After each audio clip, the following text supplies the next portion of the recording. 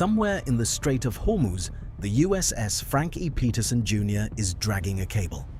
The cable is approximately 1,000 feet long.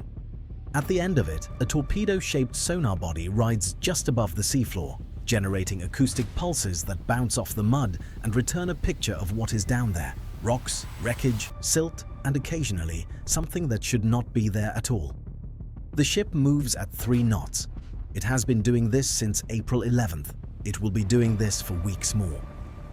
That same morning, April 17th, 2026, Iran's Foreign Minister Abbas Araghchi stood before cameras and declared the Strait of Hormuz completely open to all commercial vessels.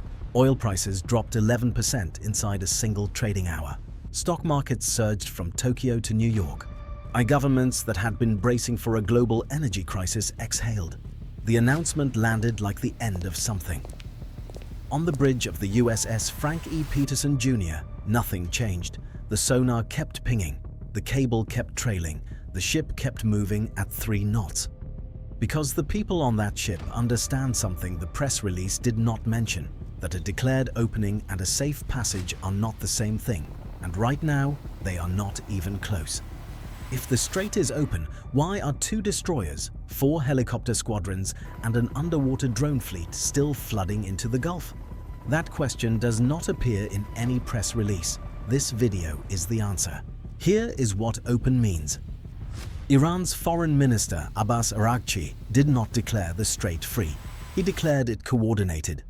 Every commercial vessel intending to transit must first seek approval from the Islamic Revolutionary Guard Corps, the same naval force that closed the strait 7 weeks ago, that attacked 21 merchant ships, that seeded the shipping lanes with mines and collected over $1 million per vessel in transit tolls.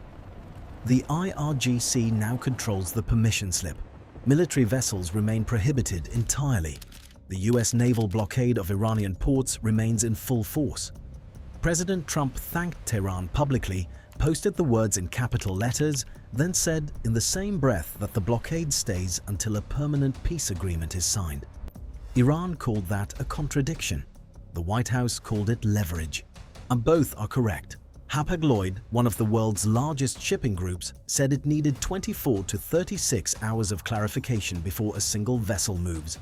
Maersk said it was monitoring the situation and would act on its own risk assessment. CMA-CGM declined to comment entirely.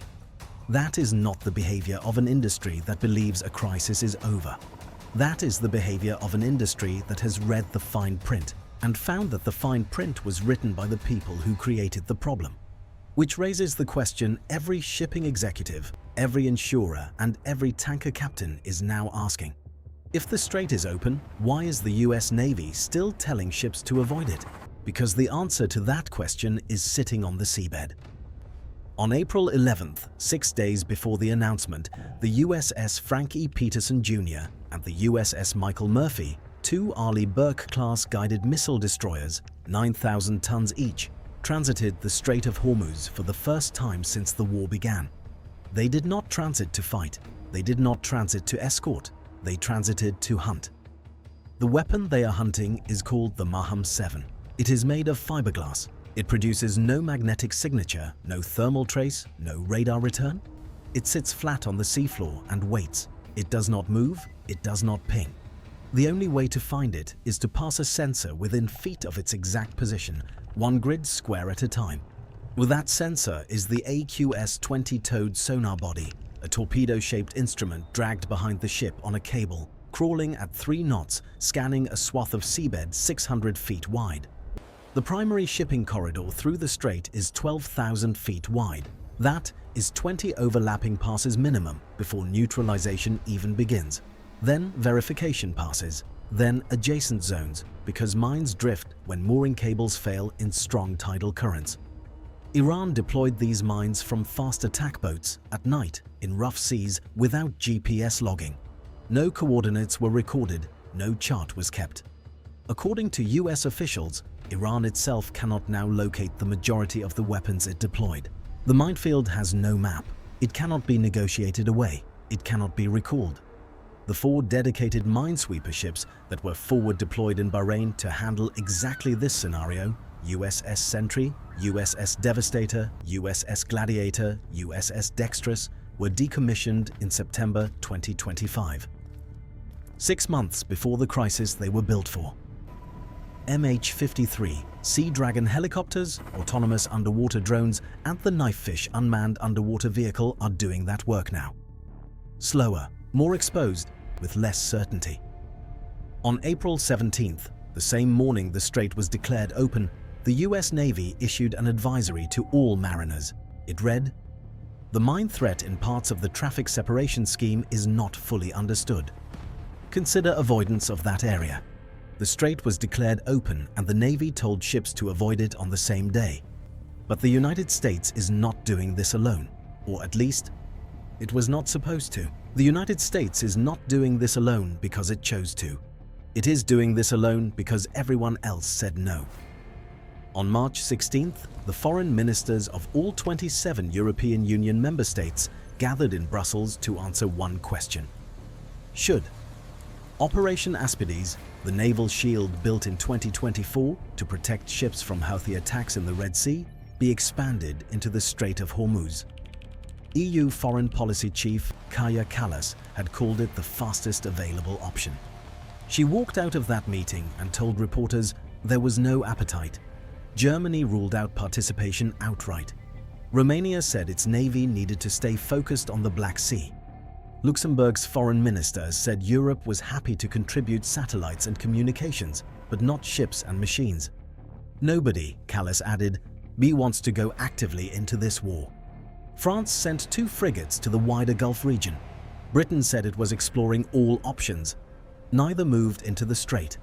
Meanwhile, the United States is simultaneously running mine clearance operations, enforcing a naval blockade of Iranian ports and conducting freedom of navigation transits inside the world's most dangerous shipping lane. 85% of the oil and gas that moves through Hormuz goes to Asian countries. Europe depends on the strait's stability without contributing to it.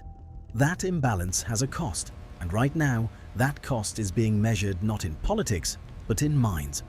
Because the real danger was never the diplomacy failing. The real danger was always the thing that diplomacy cannot reach. The biggest danger in the Strait of Hormuz right now is not a naval battle.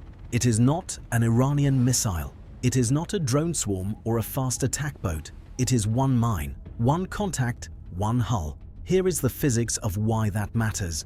The AQS-20 sonar achieves a detection probability of 60 to 70% per pass in shallow water. Not because the technology is flawed, because shallow water is acoustically hostile. Sound reflects off the surface and the seabed simultaneously, creating reverberation that masks small objects sitting in the mud. Every pass that returns, nothing is ambiguous. It could mean the corridor is clear. It could mean the mine ignored the sweep and reset its counter. Because the Maham 7 is not passive, it is programmable. Where Iranian engineers can configure what mine warfare specialists call a ship counter, a threshold of hull signatures the mine is instructed to ignore before arming. Set the counter to 5 and the mine allows 5 ships to pass safely. It detonates on the 6th. Every vessel that transits without incident is not proof the corridor is safe.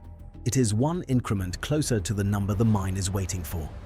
After the Gulf War in 1991, an international coalition cleared Kuwaiti waters using a complete map of Iraqi mine positions, every coordinate recorded, every device charted. That clearance still took 7 months. At Hormuz today, there is no map. There has never been a map. Financial analysts have described the next 30 days as a proving period. If tankers transit without incident, Brent crude may settle back to $85 to $90 per barrel. One mine strike sends it toward 150. Over 150 tankers were anchored outside the strait in early April. Global fertilizer prices could rise 15 to 20% across the first half of 2026, and fertilizer shortages in spring become food shortages by winter. The strait is open, the math is not. Which means the final question is not whether the danger still exists. It is whether the world will find out the hard way that it does. Here is the most honest way to describe the Strait of Hormuz right now. It is open the way a building is open after a bomb threat has been called in. You can enter. The doors are unlocked.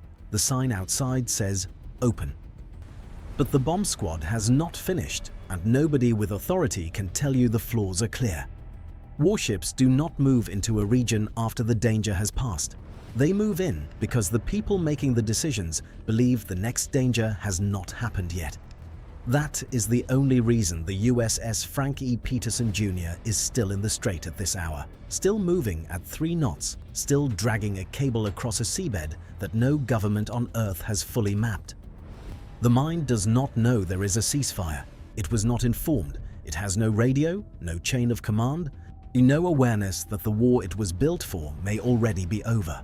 It will respond to exactly one signal, the acoustic signature of a hull passing overhead.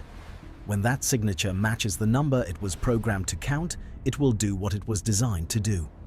The ceasefire is irrelevant to that equation. The announcement is irrelevant. The falling oil prices are irrelevant. The strait may be open, it is not safe, and it is not normal.